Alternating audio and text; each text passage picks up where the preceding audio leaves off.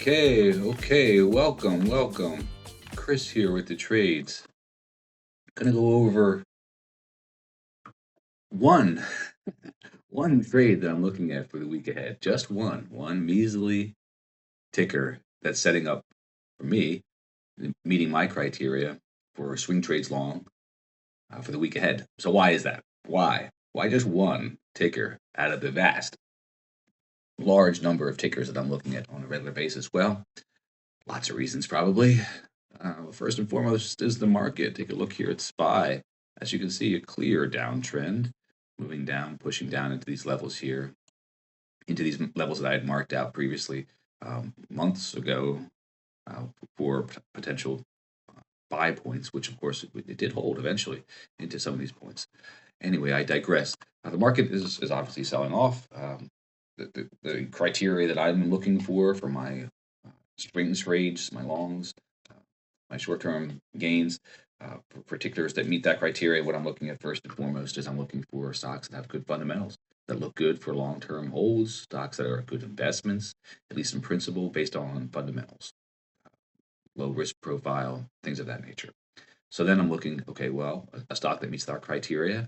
After that, what are we looking for? Well, I'm looking for a stock that certainly I'm not going to go buy or go into a trade on a stock that's reaching all-time highs or pushing up. I'm not going to go chasing after that. So want the stock to come back down into a level of support, the price to relax off of a push high for higher, for example. And when it does that, find some level of support. If that's what I'm looking for, an entry point to buy, to hold short term, long term, even just to take profits as it moves up in my direction until I'm out completely. So I've got one ticker, one solo ticker, as I mentioned, that's setting up in that way, and it is Molson Coors. This is one that was on my list last week as well. As you can see, it's well, first it is a stock that has good fundamentals. It's definitely trending up, as you can see from this chart. The stochastic is down here at this lower level where it should then turn back around, and it looks like it's trying to curl back up and move back up. Last week I was looking for it off of this double bottom and into this level of support here, where this would be the level of risk that I'd be looking to buy it into, and it was pushing up. And last week I was looking for a continuation play or to move up into these highs.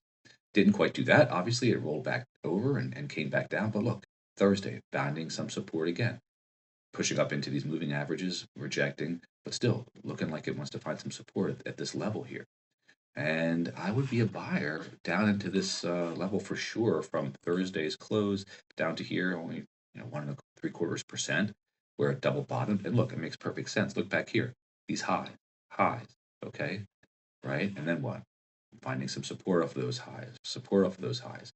Could it do it again? Potentially. But I'm going to be buying down into this level of support here, about 3.5%. Probably take it a little lower than that, even maybe down to 5, 6%.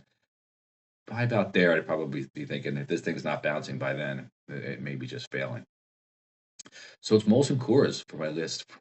On my list, one stock. It's not much of a list, right? One ticker for the week ahead that I'm looking for a level of support into this level of risk here and a push back up. Now back to SPY, just because I only have one ticker to talk about. I also do trade SPY. It is looking super weak. Um, I got my line marked out here, my level for end of week close. If it comes back down into finding some support here at lows from Thursday, and then these 2 points here, strong level of support. If it wants to come back down to this level, maybe find some support to push up. But also looking forward to move up into these moving averages for rejection back down. That would be a very likely scenario. Happy trading.